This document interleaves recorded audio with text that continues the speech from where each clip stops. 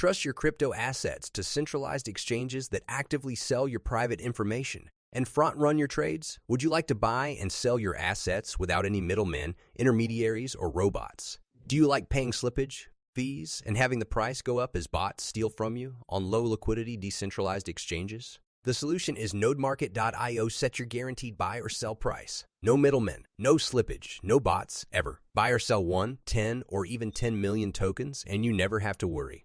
OTC trades are between you and the seller or buyer, guaranteed by audited smart contracts and no human middlemen. NodeMarket.io.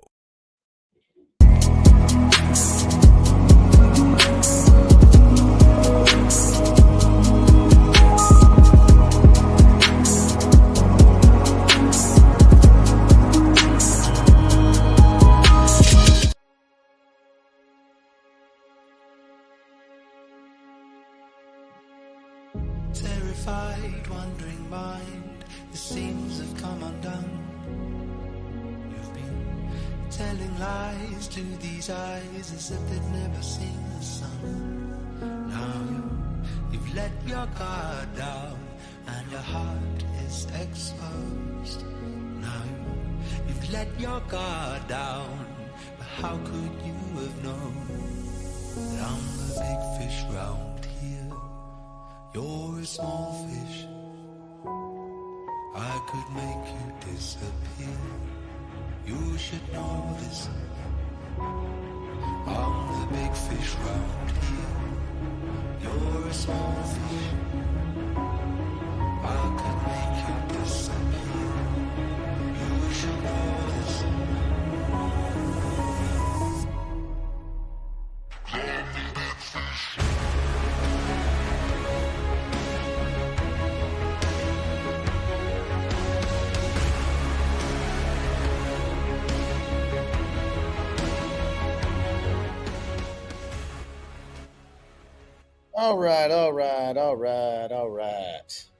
All right.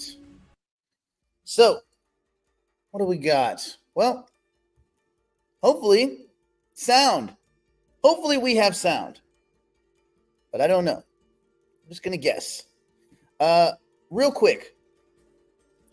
If you guys have been around for a minute, you know that we have this show goes on 4 different channels. It goes on Twitch, it goes on Facebook, it goes on 2 different YouTubes. Now, the Twitch, the Facebook, and one of the YouTubes gets nuked when we go behind the wall. But the other YouTube is still available. You don't have to only access it. Anyway, whatever. For those of you that are like kind of clever, you should be able to get it. And Brandon will be back to update all the back end stuff. Dude's sweet. He's looking at giraffe. Well, I only saw one giraffe. And zebra, mini zebra. I guess zebra are like fish. Mini fish. A lot of fish, mini fish. It's only fishes when it's different breeds. Anyway, so there you go. So there's that. Today, we will talk about Biden and Warren crashing banks. You know, why wouldn't they? The old choke point what is it? Choke point 2.0. I hate when there's like 2 points in a thing.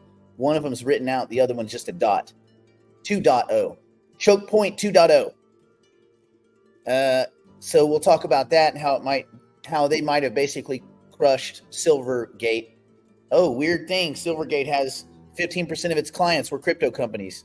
I'm sure that's just a coincidence, accident, mistake, whoops. BTC inflows are back. So that's interesting. And hopefully we will actually get to our discussion of nominal versus real rates, because we don't have to spend 15 minutes jacking with the stupid ass volume, which I think I've narrowed it down. What I have to do is, this is what I've learned, and maybe some of you may have this issue. When you do an update in a browser update and you're running any stuff in a browser, then restart the whole computer.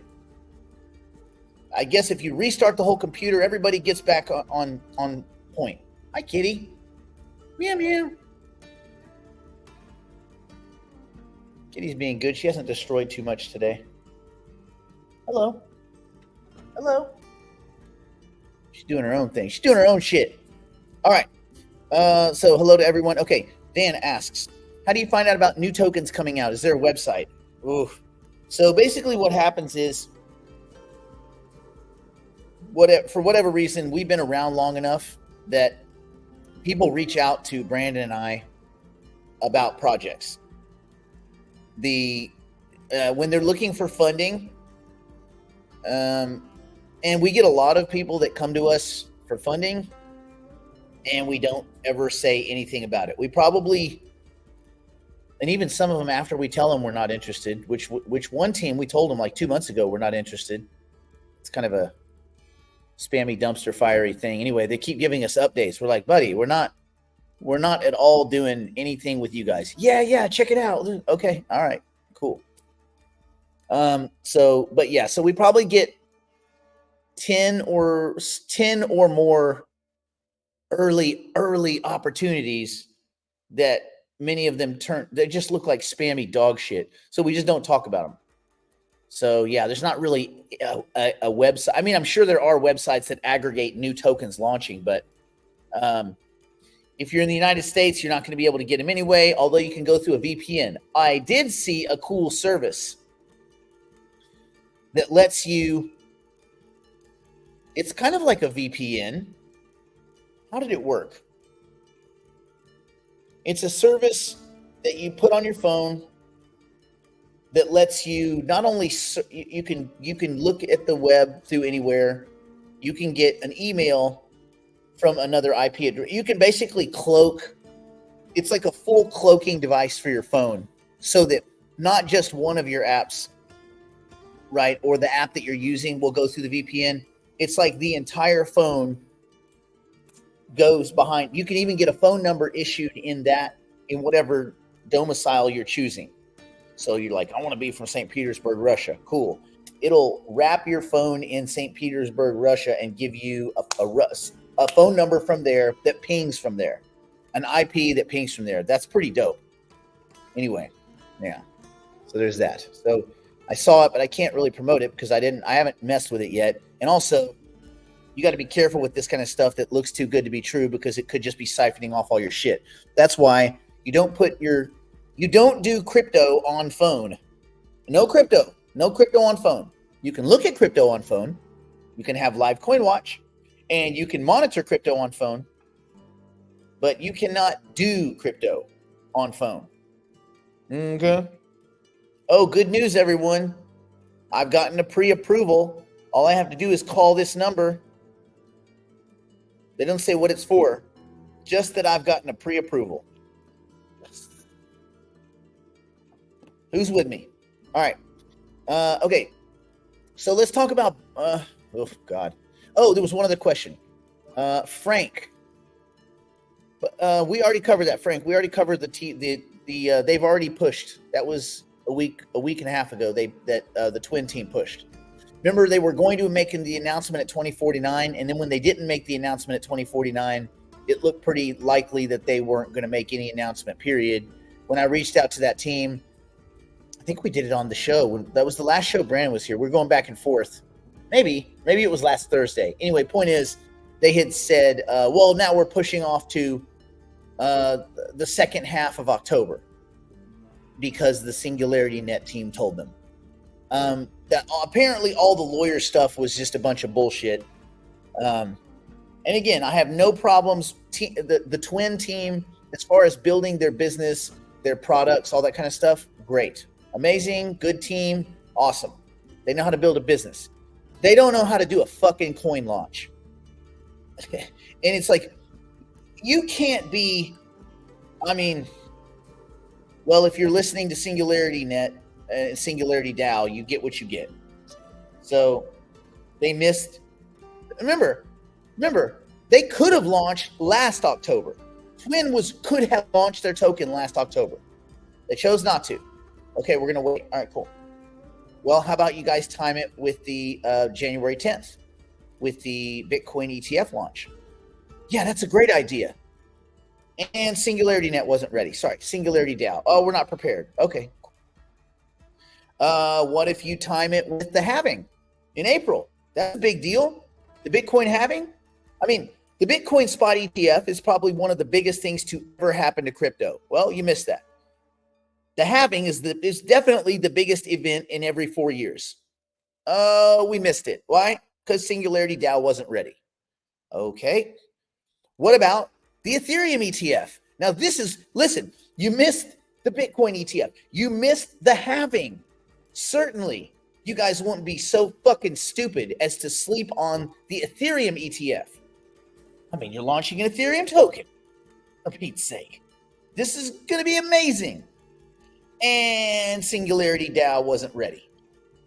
Okay. Yep. Okay. And that's so we missed the third one. All right. So they said, okay, that's it. Listen, we're doing this. Token 2049. We're doing it. We're making the announcement. This is going to be awesome. Then I start seeing them dithering a bit. Oh, our lawyers. Fucking lawyers, man. Oh, really? Lawyers? Yeah. Oh, dude. Oh, see, you don't understand. The lawyers, they're very, very concerned about stuff. Really? What are they concerned about? Oh, stuff. Very concerned. Stuff. A lot of stuff to be concerned about. Okay, cool. And then from a couple of other messages, it didn't seem very lawyery. It seemed very Mario-y, Mario-ish, Mario-esque. I don't know. We're not ready to launch. So far, we can't get the artificial alliance of bullshit. We can't get it started. Okay, cool. So they missed token 2049. Oh man, we had some great meetings. Motherfucker, no one cares about your great meetings that you had in private in some fucking boardroom in a hotel that no one gives a shit about. Oh man, utility. Yeah, motherfucker. You didn't even know what the word utility is until I started shoving it down your throat. The word utility. Don't get any bad ideas. So we missed 2049 because now it's just straight up. It's just they finally admitted it. Then he goes, "Oh well, we're waiting for. We're going to do a big launch, a big co-launch. ASI is going to help us out." And I'm like, there is no ASI, man. ASI is not a thing. It's a token, and it's not even that. You see a token that says ASI anywhere? No, it says Fetch. They rebranded the name of Fetch. They melted all the other tokens at a shitty ratio to Fetch. There is only Fetch. There is no fucking ASI. That is a fucking unicorn wearing a plastic beads. It's not real. It's I don't even know what it is. I still can't quite explain it. Token. Okay, but what is it? It's a token of these three companies. Why? But ASI. What does that mean? You can't just keep saying the word. It doesn't mean anything. We are ASI. Great. Yes. No, but this is the best part. Twin's not joining ASI. Twin's not even, it's not a spinoff. So I guess they've got some weird shared marketing agreement or something. I don't know. It's a damn spammy mess. And who knows what they're thinking. I don't know. Anyway, I just want the Twin project to launch. I want to get past the launch and I want to build my Twin. I want to put that little sucker out there and also go make me money, Twin. And if you don't do it, I'll make another one and he'll make me money. My other twin. I have an army of twins making me money. Anyway, that's what I want. So they're going to use them for some weird cross-promotional bullshit on the other side of the middle of October. So that is only, 2 weeks and 4 days away. It's not like it's the end of the world. But it's frustrating that they keep kicking the can. I said, hell, why don't you guys just come up with a game plan for after the election? Frank, I don't do the back end. The back end stuff is Brandon. I don't have all that access. So until Brandon does that, I cannot do it. But he will do it. He'll get all that stuff updated. So for now, you gotta catch it live, bro. All these episodes will appear. You will be fine. Do not worry. Do not fret. So 100 million effed them all. I know. Those guys are so scammy. Anyway, and I have warned, I repeatedly warned the team at Twin to stay away from the SNET team. We had an alternate launch set up. We built a lot of stuff for that. And they blamed it on lawyers, which wasn't lawyers, it was Mario. And we've done a lot of stuff. And so at the point where they kind of, again, for the launch strategy, right? Their business is their business, but the launch part of it, they're going to end up lighting a bunch of money on fire, appeasing these launch pads. And we could go into how that all works at some point in the future, not today. But basically, these launch pads want to pump your tokens out on the cheap, which means you don't get paid anything because you have to give the tokens to the launch pad to launch really cheap. And they go out there with these tokens. They spam your tokens to a bunch of people that are just flippers that are trying to catch a double on day one and out. It's no different than the NFT bullshit of 2021. It's no different. It's just a spammy garbage launch pad launch. And that's the way it gets done in this industry. And we had some different ideas about that, which sounded good until the wind vane that is the management team, because when the wind changes, their direction changes. They basically bent the knee immediately. I mean, like, how dare you? Okay, we're sorry. So they bent the knee and said, yes, we'll do launch pads here. We'll spam our tokens out that you guys can have. So all they did was shoot themselves in the foot. So instead of getting 10, 15 cents a token, they're going to get 7 or 8 cents a token, or 6 cents. 6, I think. 6, 7. Anyway, whatever. Now, for us, it doesn't matter because on day one, the price is going to jack up. For the digital private clients, it doesn't matter because we have to wait 1 month before we start getting our token distributions. We locked up our tokens so that we can have interest and all this kind of cool stuff. So it doesn't really day one matter to us. And on day 30, all of the Twin tokens swap. They will be swappable for Twin tokens. Great. So it only hurts them. But I try to impress the idea that if you guys wait till after the election, if Kamala wins, things aren't going to look real exciting for people for a while. Any kind of bull market that might start looks like it has started, kind of, in October. I mean, it's definitely bullish. I don't know if we're in a bull market, but it's bullish. And I think that a Kamala win, at least for the meantime, probably shuts that down, chokes that out for a couple of weeks until the dust settles. So my guess is, based on their history, that the Twin team, who's planning to launch the second week of October or the third week of October, will miss that also, and they'll be on the backside of the election. And who knows? Maybe Twin will launch by Christmas. So I'm not even making guesses anymore. Now, for the launch of Lib, well, in Lib is already exists. That's already there right now. The Lib token, Libra company, that token, they're going to try. Here's the other problem. They are planning for a second half of October launch. So I reminded both teams, hey, you guys know that Singularity DAO is not good at launching tokens. How are they going to launch both of your guys' tokens in a 2-week period? That's not realistic. So somebody's going to have to push pause. Now, if I was to guess who's going to push pause, I would guess it's going to be Twin because they can't get their shit together. But, we'll see.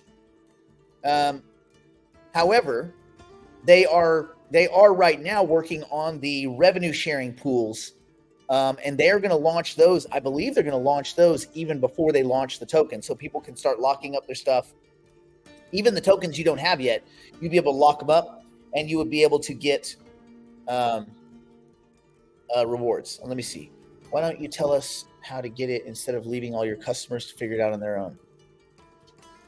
Frank, there's no way to make you happy, Frank. I want to remind everyone here. We do the show every day at 8 a.m. Show up. It's amazing. Think of it as a live event.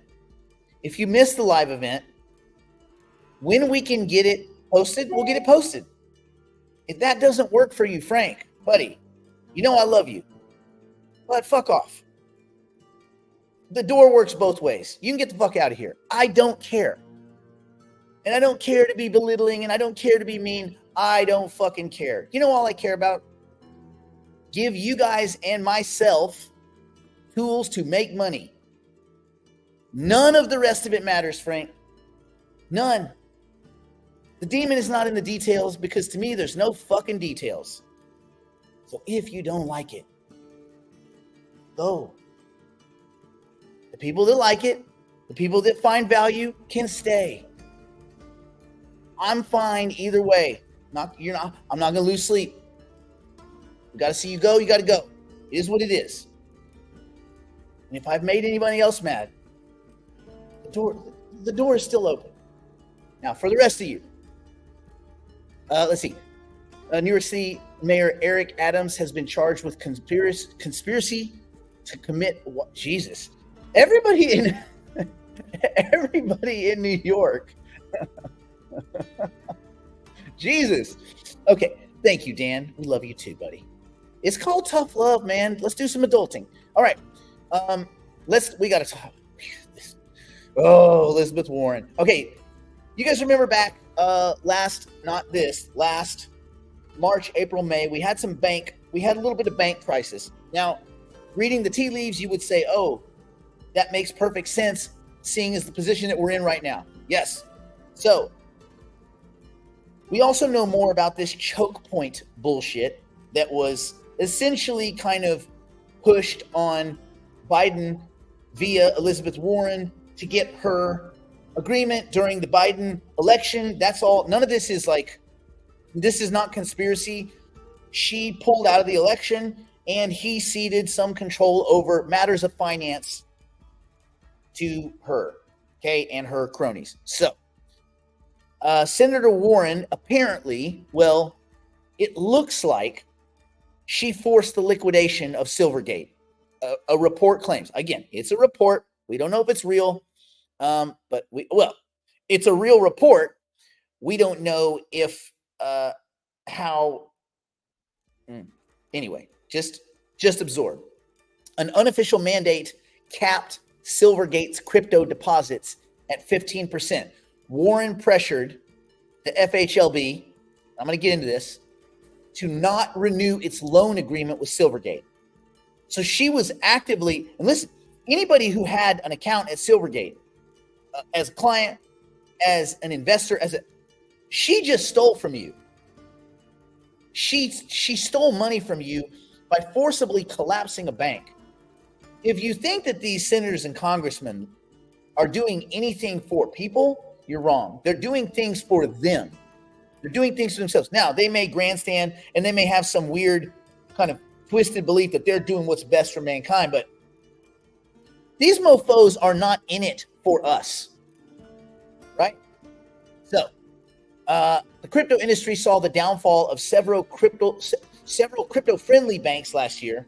And this is a report from Pirate Wires, which, again, I don't know how deep they dig, but Massachusetts Senator and member of the Senate Banking Committee, Elizabeth Warren, and the broader Joe Biden administration played a key role in the collapse of Silvergate Bank and potentially several others. Silvergate Bank filed for bankruptcy last week, and the report authored by Nick Carter detailed how the firm was wronged by the Biden administration, citing new bankruptcy documents and interviews with unnamed individuals as sources. According to the report, it had shown that Silvergate had Silvergate not been forced to liquidate, it could have survived the 2022 crypto market crash, which, again, where did the crash start? It started when Three Arrows went down, Luna got nuked, FTX.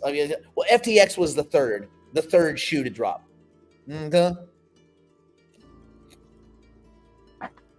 Okay. And it seems like that probably Luna was the one that blew the other two up. Anyway, verbal mandates and regulatory pressure on crypto deposits. So the report states, again, this pirate, whatever report, states that a directive was given to Silvergate Bank to limit its crypto deposits to 15%, which made the business model unsustainable. That's a quote. Although there were no formal documentation for this instruction, the bank still complied due to the pressures from agencies like the FDIC, right, where you get deposit insurance, along with Senator Warren's warnings. So, does anybody here feel like that's a little bit of an overreach when senators and congressmen are reaching out to private banks and warning them of stuff? Like, who the fuck are you, Senator Warren? Senator Warren's on the phone. So, hang up. We're eating nachos right now. We don't talk to senators when we eat nachos. Anyway, that grinds my gears. Anyway, it's important to note that during Silvergate's collapse, so all three of these banks had S's. There was four. Well, it was really four banks. But anyway, Silvergate collapsed, which triggered the fall of Signature Bank, Silicon Valley Bank, and First Republic Bank. Four. Silvergate, Signature Bank, Silicon Valley Bank, and First Republic. So the Federal Reserve, the FDIC, and the OCC had issued a joint statement about the risks facing banks that have exposure to digital assets. Isn't it weird? Because, anyway, Warren herself, Elizabeth Warren, wrote 2 letters to Silvergate CEO Alan Lane in December of 2022 and January 2023, suggesting, and she's on the banking committee, by the way, but she's suggesting that the bank might face criminal liability due to its relationship with FTX.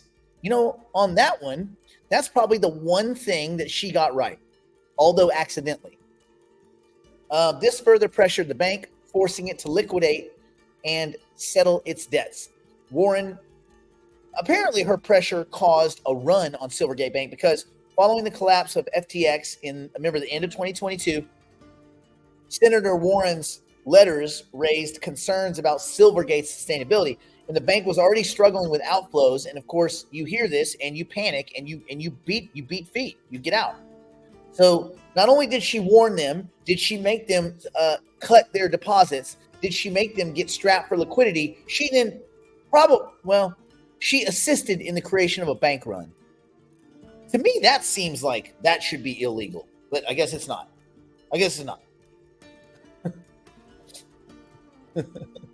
No one's telling you to F off Howard.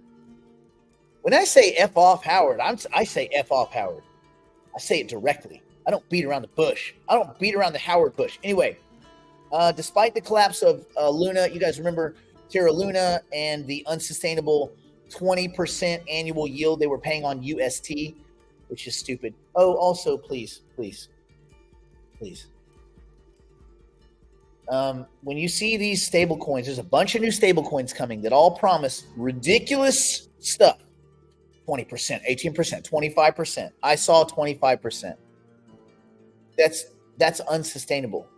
You can't milk 25% year on year. Anywhere. Or the whole world would do it. The whole world would do it. So, real quick, just so I know that you got this. Anything over 6% yield, alarm bells should go out. More than 6%, you need an answer for where they get that money. How do you know this? Does anybody here have an Apple credit card? The Apple credit card issued by Goldman, it was paying 5 and change percent in this little savings thing. They just knocked it down to 4.2%, 4.25, just like that. Why? Because rates are going down. So they can't make as much money flipping treasuries. So if they can't make the money, they can't make the money. So the rate has to go down. People that promise you 20, 25%, you might want to ask where that other 15, 14, 16, 18% comes from. It's got to come from somewhere. Oh man, yeah, Nancy Pelosi's husband, he just gets it, man. He just really understands markets, doesn't he? This guy, he just gets it. How she's not in jail, I will never get. Anyway, despite the collapse of Luna, several firms, including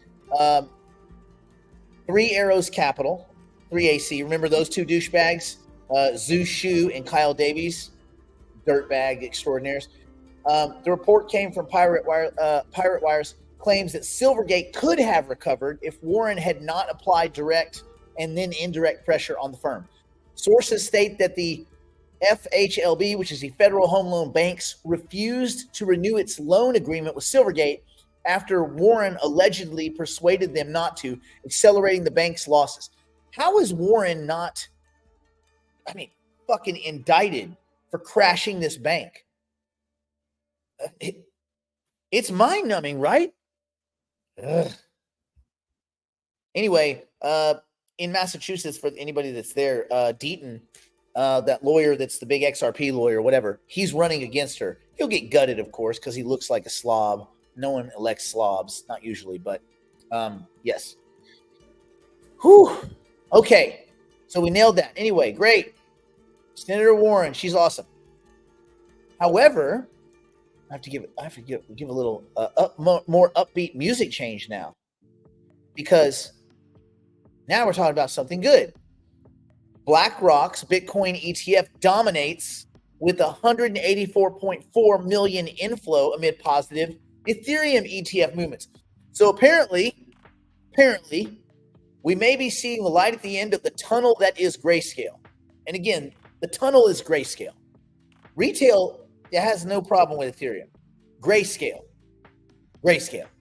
Anyway, on September 25th, Bitcoin ETFs recorded net inflows of 105.9 million, driven primarily by a significant 184.4 million inflow into BlackRock's IBIT ETF.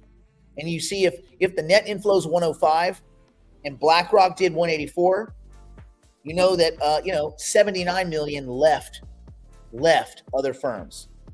You want to take a guess at where the losses are coming from? Anyone? Doesn't take long. Anyway, this was partially offset by notable outflows from Fidelity's FBTC and ARC-B ETFs, which saw withdrawals of 33.2 million and 47.4 million, respectively. Bitwise BitB ETF added a modest 2.1 million, while many other ETFs, including those from Invesco, Franklin, Valkyrie, Van Eck, Wisdom Tree, and both Grayscale funds, zero flow. When I see zeros, so there's no whole numbers in the universe. Not really. There are no whole numbers ever. So when you see, zero, that's bullshit. That's them managing the discussion. Zero, really? So every dollar that left, another dollar came in. A dollar for dollar, huh? Just right, perfect across the bullshit. But anyway, so that's good at least. We have some, good news on the Bitcoin side, and you're seeing that in the market. We'll go look at the market in a second. Ethereum ETF saw inflows of 43.2 million, led by, get this, Grayscale's mini Ethereum ETF with 26.6 million. BlackRock's ETHA ETF, that's a lot of letters in a row, added 9.4 million. Fidelity's FETH reported inflows of 6.4 million. A smaller inflow of 0.8 million was recorded for 21 shares CETH. Man, your mouth gets just tongue-tied. And they say Grayscale's primary fund remained flat, which we also know is bullshit, because there's no such thing as zeros. So again, all in, not bad. The I guess you could read from that. There's some. It's net positive, but there is some mixed investor sentiment over which way to be in the different funds. Obviously, BlackRock's Bitcoin fund, it appears to be the one that people want. So there we go. Yay. So that's some good news. And now, we close these guys out. Why don't we take a look at markets, see what's going on over there? Because, it's a good day. When it's a good day, we want to, look at it.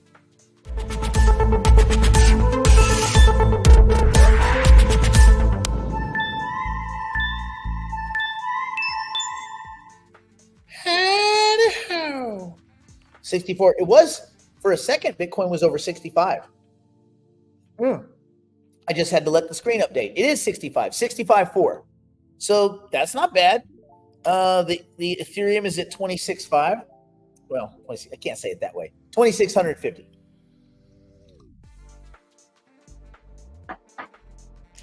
So you're starting to see things stack up a little bit better. Look at that. Cardano over 40 cents. Holy crap.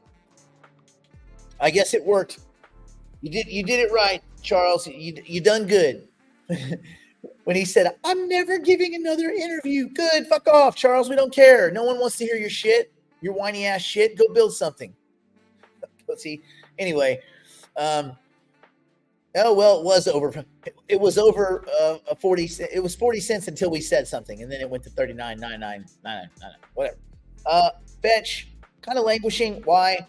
DWF, which is a fund that I've never heard of, but apparently they put a million fetch tokens, which again is nothing. That's 1.6 million bucks. But anyway, they sent 1 million tokens to Binance, and they dumped them, or they're dumping them. And so what? Like, of course. And why are they? Well, they're up like 40% on that position. I think they put the position on sometime this year, March maybe. I don't know. I'd have to go look. There was an article about it. Anyway, they said that's why the price is crashing. I don't know if 2.3%, 2.4% down is crashing, so to speak, but we'll see. I think it's fine. I think they can recover from that sale. Aptos looking mighty tasty. Again, I'm not telling anybody to do anything. You do you. Don't leverage my personal opinions on these things. You need to make your own decisions so that you can sleep at night. But I can sleep at night. It's because I have a nice bed with good pillows. And it's made well. Make your bed every morning, or you have somebody that knows how to make the bed, have them make it, and it's so good with all the square corners and everything. You wake up and you feel like $100. All right. Filecoin over $4 again. Interesting. Optimism 176, 175, also interesting. Who else is moving? Jupiter is moving. Jupiter is ascending. Isn't that a dumb movie? Wasn't Tom Hanks in that? Anyway, Tom Hanks is usually really good. I don't think that was one of them. Even Algorand is up. Whew. Okay, that's kind of it in the AI tokens. Nothing really. I mean, Rejuve. I don't know why it's up. I don't even know why there's a token. So doesn't matter. NewNet is up. I mean, they've announced they have a product. I mean, they've announced that they're going to announce a product. They don't actually have a product. They've just announced that there is a product. Good news, everyone. There's a product. What does it do? Well, we can't speak to that. Okay, cool. How's it going to work? Oh, we don't have that dialed in yet. Cool. What's it built on? What do you mean? Well, you built it, right? Well, we've done a lot of serious consideration. We have an alpha project. What's that mean? Well, we're going to write about it soon. Oh, this is an announcement of an announcement of an announcement. Yes. Awesome. Well, that's great then. So yeah, nothing too dramatic happening at the bottom end of things. And of course, Elon Musk did some picture of him being like the Doge Lord or whatever. And so up by a penny goes the spammiest, most worthless, not the most worthless. There are other equally worthless tokens, but that's definitely one of them. One of the more worthless. And, you know, if you find yourself on the charts below Dogecoin and you're running a project and you think you're a smart person, I don't know, man. Maybe you better ask yourself how you're getting outpaced by Dogecoin. Charles, do you want to take a stab at that? Why you guys are getting beat by Dogecoin? Anyone? No, I can't ask that of Charles. It's a moonshot. It's moonshot. It moonshot to 40 cents. Okay, so there we go. That's what we got. Let's see. Can you swap fetch? Howard asks, can you swap fetch for USDC right in Cosmo? I don't know. I don't do swaps there. I usually push things either to an exchange or I go through DeBridge. But I've not actually done a DeBridge swap through Cosmos Station, but it shouldn't really matter because it's just an entry wallet and an exit wallet. But it's got to be one of the wallets they work with. I don't know if DeBridge works with Cosmos Station, although I don't know why they wouldn't. But I have not messed with that. All right. Let's see. Who would ever selling? Yeah. Well, you may have some early investors that got in and they just made a bunch of money and they just want to deuce out, which whatever. I mean, I don't ever get mad at people for taking profit, but the money to be made in Hypercycle is not in the token appreciation. It's in the revenue. It's in the revenue. And again, I know that's not here right now. But I know that they are grinding and grinding and grinding to get that out the door. And also have been testing compute for many, many months behind closed doors. So that part is good. Okay. I think we covered, let me readjust this. I think we covered BTC inflows. We covered Biden and Warren crashing banks, which should be illegal, but Nancy Pelosi, everything she does is illegal and no one seems to care. So I think we nailed those. Now we are going to do some brain stuff. I've been threatening to teach you guys something for 2 or 3 days, but really it's just been F-bomb-a-palooza. So today we're going to actually do some brain stuff. I know, probably bothers many of you, but it is what it is. Hello. You're late. You're bad at math, but I'm giving you an A+ in confidence. Just doing what I gotta do. Extra credit. Okay. Oh, man. I had a really cool... Oh, let me see if I can find it. Where's my screenshot? I had a cool screenshot. It was like a cool, kind of interest rate-y kind of thing. Damn, it was so good. I even made it. I did it on GPT-4. Let me see. I'm going to find this thing. Where's my picture? Where's my damn picture? Because I did it based on the Yeah. I think I can share it to here. Let's see if it works. Oh, yeah. And then I can go like this. Snap. Don't look too closely. Don't look too closely. You won't be able to read it. It won't make any sense. Well, it will at a distance. Okay, let me make sure the music that I think I hear is not too loud. Let's go down just a hair. Okay. Today we're going to explore a relatively fundamental concept. You hear it all the time. Like if you listen to CNBC for more than 14 seconds, you're going to hear these concepts in finance, and it impacts everything from personal investments to global economic policy. It is the distinction and differences between nominal and real interest rates.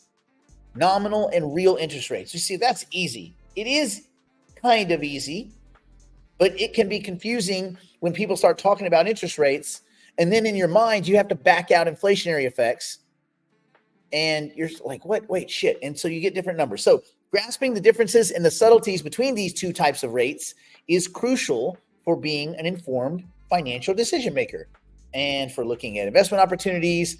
And, the whole saying cash is trash. I mean, that makes more sense when this makes more sense. So It's also good for when you're trying to interpret economic trends, right? So let me make sure our comments are on here. If anything gets confounding, which I doubt it would, because I never confound. So, okay, we all know what interest rates are. Yes? Let's revisit what an interest rate textbook is. Interest rate, I should probably put this, I should probably actually just make a banner so that people that they're like, I don't understand. What is he talking about? What is this? What is this strange thing? Interest rates. It's cost of borrowing, buddy.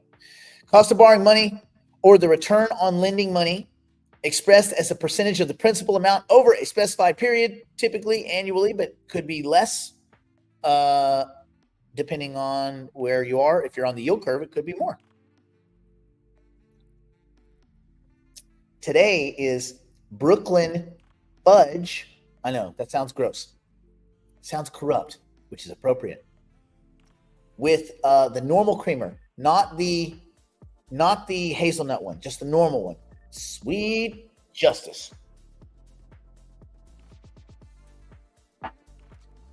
If they made mouthwash that tasted like this coffee, winning. Anyway, interest rates are the lifeblood of finance, and they influence how capital flows between savers and borrowers, and in many cases, investors. So let's talk nominal interest rates first. Nominal. And I want everybody to get your pens out. Or no, don't get your pens out. Get your typewriters out. Because everybody here is about to write this. Nominal. Nominal. The nominal interest rate is the stated rate agreed upon by borrower and lender without adjustments. When I think nominal, I think the right now number, without adjustments, without looking at the world, just the right now number. The nominal is the rate agreed upon by borrower and lender with no adjustments for inflation. Okay? That's why it's not real. It's nominal. It's cool. It's just not real. Okay? You really get it, or you really give it, but you don't know what that means as far as buying power until you infuse inflation effects. So, key characteristics. It's quoted by banks, it's quoted by financial institutions, and it's very clear in the bond market. This is the rate. This is what you get paid. This is what you have to pay, right? It is not adjusted for inflation. It reflects the rate of growth in money, but not the purchasing power. That's why the key is it doesn't, when you look at a pile of money, just looking at a pile of money doesn't tell you anything until you have prices of consumer goods and how much those prices change and how much the buying power of that currency changes and how much of that is reflected in prices. It's not just pile of money. Pile of money alone don't make no sense. Get it? Money don't make no sense. You're welcome. Free double entendre. You guys can use that if you want. Example, you invest $1,000 in a bond that has a 5% nominal interest rate. Okay? So after 1 year, $1,000 gets you $50, right? So after year one, you have $1,000 50. Okay? Now you don't know if the inflation was such that your $50 doesn't buy $50 worth of stuff. So it's kind of like you got less stuff. Well, you definitely got less buying power. And that's why inflation is important. So we have to have real interest rates. The real interest rate, get ready, get your pens out. The real interest rate adjusts the nominal rate to account for inflation. So we take nominal, we adjust for inflation to get real, and it reflects the true increase or decrease in purchasing power. Okay? An increase or decrease. And guess what? There's a formula. And let me see. Why don't I show you what this cool formula is? Come here. Come here, you. Put my cool formula in there. It's going to look weird. But this is some of the symbols it won't use. but this is the basic of it. Okay, so essentially it's the real interest rate is the nominal rate minus the inflation rate with a little bit of extra clever math. But pretty much it's just real interest rate is nominal minus the rate of inflation. And you could have some of you might say, well, what about when you have negative inflation, when you have some kind of deflationary environment that gets into negative real rates and all that? Yes, that too can happen. It's cray cray. I know. You can have negative real rates. And there are scenarios where that happens. I mean, trust me, we're probably, you know what? Don't even trust me. I bet we're in a race to zero right now. The whole world is collapsing rates. So we'll see. This is going to be a very interesting time that we're going to experience. Anyway, probably look just like everything after 2008, but we'll see. Okay. Key characteristics of real rates. It is inflation adjusted. It shows the actual earning or cost in terms of goods and services. Does that make sense? Yeah. Oh, yeah. There was ZERP all over the place, Kiro, remember? There was NERP. There was negative interest rate policy through parts of Europe, if you recall. Okay. What is another characteristic of real rates? It's a purchasing power measure. So it indicates how much more or less you can buy after accounting for price changes. Okay. So the nominals, the right now in front of me rate, the real is that right now rate adjusted for inflation. So another example, with a 5% nominal interest rate and 2% inflation, you have to subtract out the 2% inflation, right? So your real interest rate is approximately 3%. Okay. So even if you're getting paid that 5% or that 6%, if inflation is eating half of that, in this case, 40% of your gains, that's no bueno, bro, because you're going to be taxed on those gains. So if nominal rates are 10%, you're like, I'm getting 10%, I'm getting rich. Get rich. But you have 6% inflation, you're only pocketing 4%. Actual 4%. That's no bueno. 4, because you're still going to get taxed. So you're at least breaking even. You're beating inflation, which is good. But we don't know the true inflation numbers till later on. We don't know in real time. It's not like crypto. We can't see it in real time. This is why a lot of these government entities, agencies, and puppets are not big fans of crypto, because they can't fucking scam you 24/7, because you can see it. If they print money through non-judicial review, through extending stupid stimulus and all this bullshit, we don't see it till later on. They drink from the trough pre-inflation. We are way down the river post-inflation. So anyway, and obviously inflation is the rate at which the general level of prices for goods and services is rising, which erodes purchasing power. And cash is trash in high inflation environments. Well, here's a question I'll pose to you. Do you want to be a saver or an investor when inflation starts going up? Do you want to be a saver or an investor? Should be an easy one. So what are the impact on interest rates? Well, high inflation diminishes real returns, even if the nominal rates are high. So again, in that scenario, I'm getting 10%. Not really. You're getting 4, because 6% is getting eaten up in inflation. That's right. You want to be an investor. Because the other side of higher rates is that they show the expectation for future growth in the economy, wage growth. That's what the yield curve is, right? Growth, economic growth, and inflation expectations. And so that's why the yield curve goes higher, because people would rather be out there investing and participating with animal spirits rather than parked in debt markets, right? They don't want to be stuck in bonds. So those rates, those yields go up. The bond prices go down, the rates go up to entice people in. But that should be higher rates in the bond market, should be the very thing that pushes you away from bonds and out into the real world. But the real world takes work and bonds do not. That makes sense? You're starting to see the kind of the seesaw. And yeah, you watch bond. I mean, the bond market tells the truth. It just does. And every time all these buttholes say, oh, no, not this time. I get it. Not this time. And yet this time, same thing. Bond market tells the truth.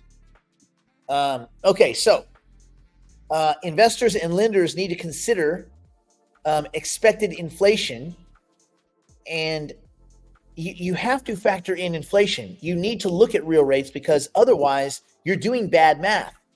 Does that make sense?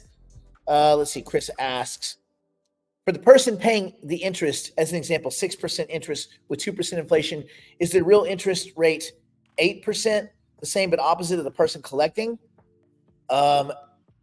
It kind of is, but because it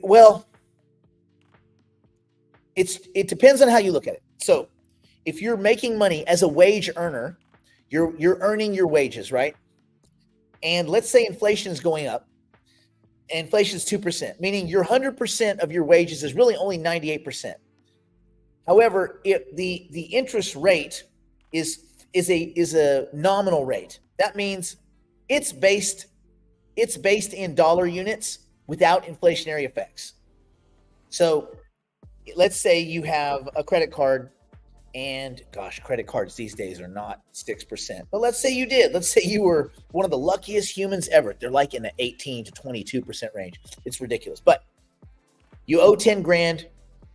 And also that's, let's think simple interest, not credit cards compounding interest, and you just get botched. But simple interest, let's say you owe your buddy. Let's say Howard loans you money at 6%.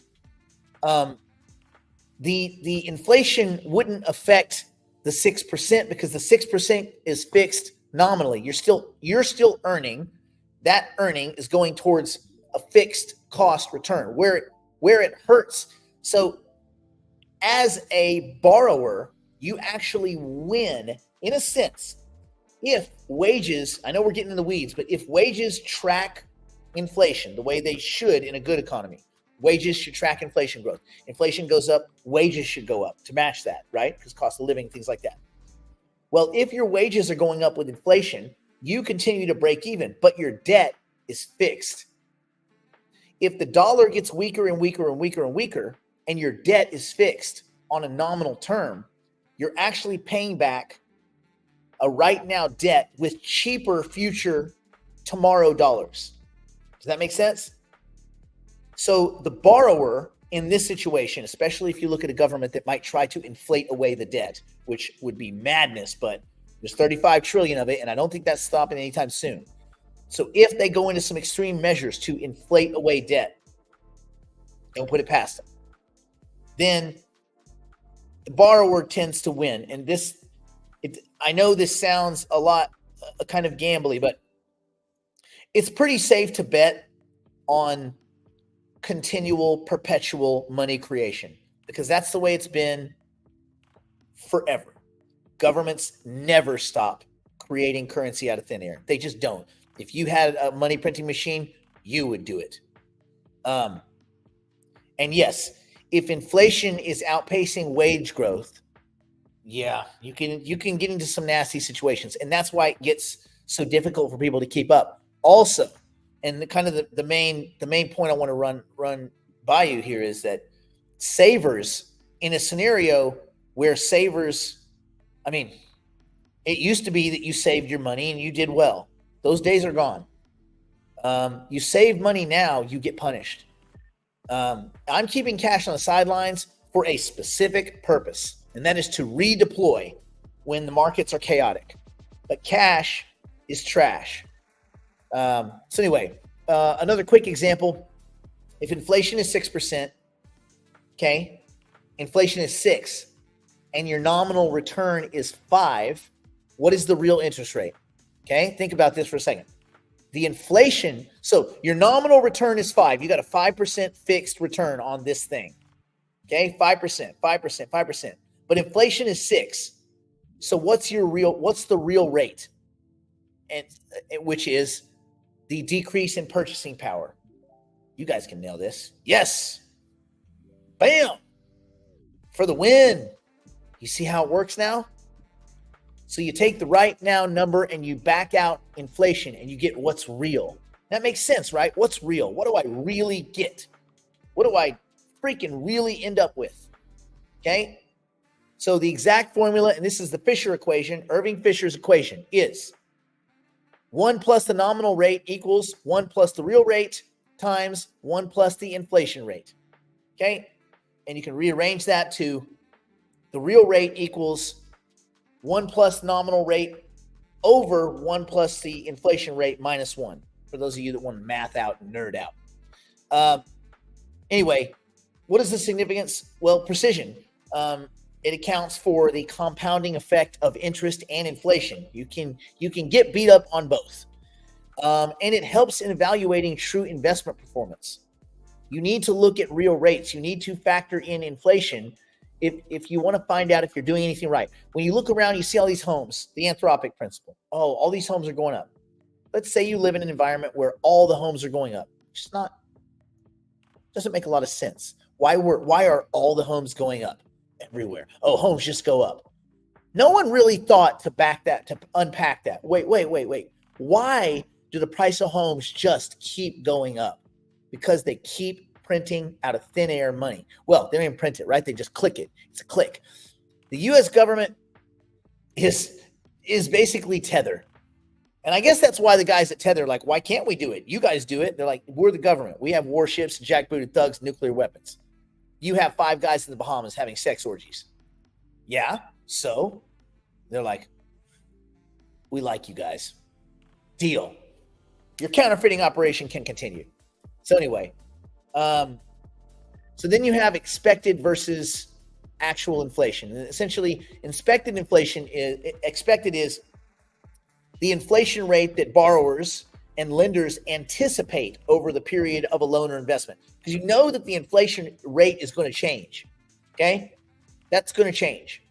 Right. Sometimes they seem higher. Sometimes they seem lower. Right? So there's the inflation rate. Remember, the rate is the speed of the change. Okay? Then there's actual inflation, and that is the inflation rate that actually occurs during that period that you can chart out. It's kind of like particle physics, right? You don't know exactly the location of the electron, and you don't know its kind of speed or direction with any. Well, you know its speed, but you don't know its direction, and you don't know its location with accuracy until you make the measurement, and then the wave function collapses, and you can make that measurement. But you don't know till then. All right, so what are the implications for all this? Well, essentially, you can benefit because basically borrowers and lenders, depending on whether actual inflation is higher or lower, you can kind of plan your borrowing and lending around that. If you think we're going into a higher inflationary environment, and again, don't confuse government rates with inflation. Governments are always backwards, and nothing they do matters. Like, that's it. Like, not nothing governments do. Nothing on the monetary side as far as interest rate adjustments and QE. Now, direct transmission of stimulus funds into your wallet, it absolutely has an effect because you have that money, you have that currency. You can go spend it or you can save it and get wiped out. So, why do you think everybody fucking gambled away all their money, some of it ill-gotten during COVID? Why wouldn't you? It's free money. They printed it off the printer, the old Nancy Pelosi printer. So anyway, you can see why people would be, gambly with those funds, because what's the difference? Anyway, there's a couple of different scenarios, and then we'll wrap it up. Essentially, there's the actual inflation scenario, which is greater than the expected inflation, and then there's the actual inflation is less than the expected inflation. So a borrower benefits when inflation is higher. We talk kind of what you were alluding to, Chris. A borrower, if you bought a house over 30 years, right? You bought this house, you should expect reasonably that over time your buying power is going to decrease. Remember, even at 2% inflation, every 20 years your buying power gets cut in half at 2%, and we're nowhere near 2. But at 2, your buying power gets cut in half. So your $100,000 only buys you $50,000 worth of stuff. And then 20 more years later, your $50,000 only buys $25,000 worth of stuff. You want to know why houses go up? That's why. All houses go up all the time. That's why. The house is not worth anything more than it was. House is still a house, probably worth less. But the currency units it takes to get the same house is way more because the buying power is so far reduced. Okay? So you, in strategic situations, may be the beneficiary of that. Or you may just break even. But the idea is you take the 30-year note on the house, you pay it off with cheaper dollars over time, right? They're saying, fine, we want to get this interest rate, this 5, 6, 7, 3, whatever. Or we want an adjustable rate, whatever. Anyway, so a borrow benefits when inflation is higher than expected because you're repaying with cheaper dollars. The lender loses because they're receiving payments that are worth less in real terms because buying power is reduced, so their payments on their loan are worth less. Then you have the scenario which is reversed, where actual inflation is less than expected inflation. This doesn't happen much, and other than little short-term pops, it hasn't happened very often. Okay? But in that situation, the lender would benefit because they're receiving payments that are worth more than anticipated because the buying power is more, and the borrowers lose because they're having to repay with more valuable dollars. Does anybody know where this second situation where inflation is less, actual inflation is less, can you see where this could apply in the real world? Other countries that's currency doesn't track with the US dollar, and they have to buy dollars, and they use their currency to buy dollars to settle dollar-based debts. That's where the macro stuff can start making a lot more sense. So if you can grapple with just something so simple as nominal and real rates and what all of the tendrils of that would imply, if you think about this, it's going to make you a much more astute observer of what's actually happening in the macro. And then when people say, well, that's going to do that. Nope. No. That's not what that's going to do. You're a fucking fat goof. You don't know what you're talking about. Go eat some more turkey bacon while the rest of us look at the economy. Thank you. Anyway, not that turkey bacon's bad or that makes you fat or that only fat people eat turkey bacon, but mostly it's that. Okay. Essentially, lenders seek to set nominal rates that protect their real returns after accounting for inflation. If you are a lender, you have to be careful. And you have to factor in inflationary events or inflationary eras against what you're lending. And where is your money better? When you're lending to a buddy, isn't that's the same thing as buying bonds and lending into I'm going to pay you this amount back. Okay, fine. Every now and then, like a dumbass, I give money to one of my friends. Okay, here. I just chalk it up as gone. But okay, I'll pay you 5 or 6%. I'm like, buddy, I can do that in my sleep, man. Come on. You're just killing me. I'm just doing you a solid. That money's dead. You just gave me dead money. Thanks. Anyway, borrowers, okay? Borrowers prefer lower real interest rates to reduce the cost of borrowing. And they may benefit from fixed nominal rates in terms of rising inflation, right? They know what they have to pay. And as inflation goes up or stays consistent and buying power reduces, they're paying back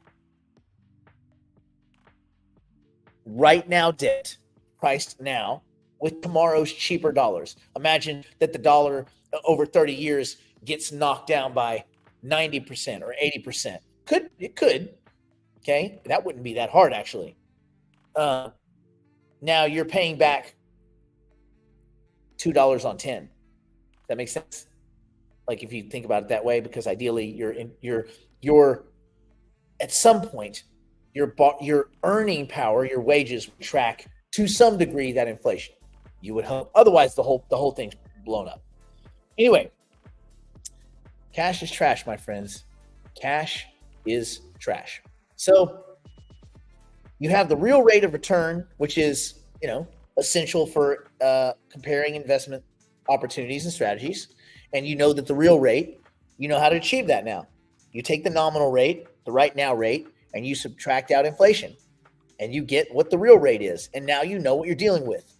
And you can look at deals in terms of actual purchasing power, and you can do some nice budgeting, and you can use this like companies would use this to discount future cash flows. They do it in real terms, right? You can look at the difference between like different loan agreements, like we do this all the time, like car loans, like fixed, like on a house, fixed versus variable rate or adjustable rate mortgages. That choice might affect your exposure to inflation risk or the lender's exposure to inflation risk.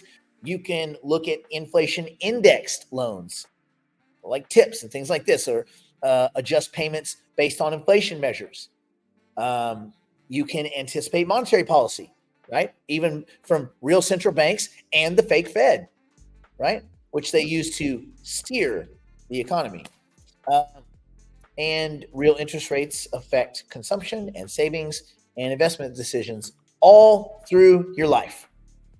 And essentially, there's this concept of interest rate parity or real interest rate parity.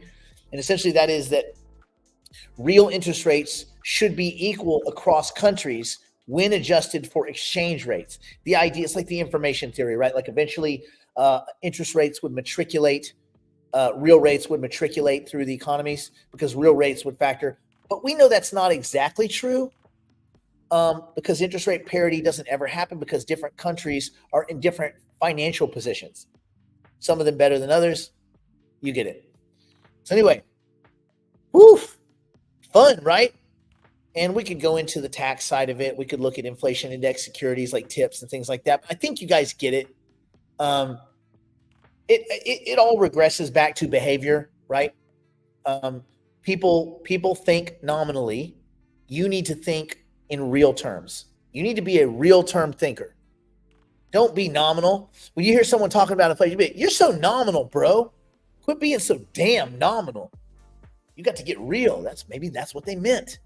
Maybe get real is a double entendre, and we've been missing it. And if you think in nominal terms, you're going to have not optimal outcomes on your investments. Suboptimal decision making. Let's call it that. And then in mitigating that, educating investors and consumers to think in terms of real. Think real, bro. Think real. So final takeaways. Nominal rates is the interest rate without inflation adjustment. Real rate is the true cost or return after accounting for inflation. Inflation expectations are critical in setting interest rates and making investment decisions, and the economic influence it might have. Real rates impact consumer behavior. They impact business investment and true and fake monetary policy. Whew. Mouthful, right? Am I right? Anyway, stay in school. Keep it real, bro. Stay in school. Don't do drugs. Don't do anything about poor and solve a drunk, strung on a meth grandmother, or Brandon, who's surrounded by monsters. Wouldn't do. And we'll see you tomorrow.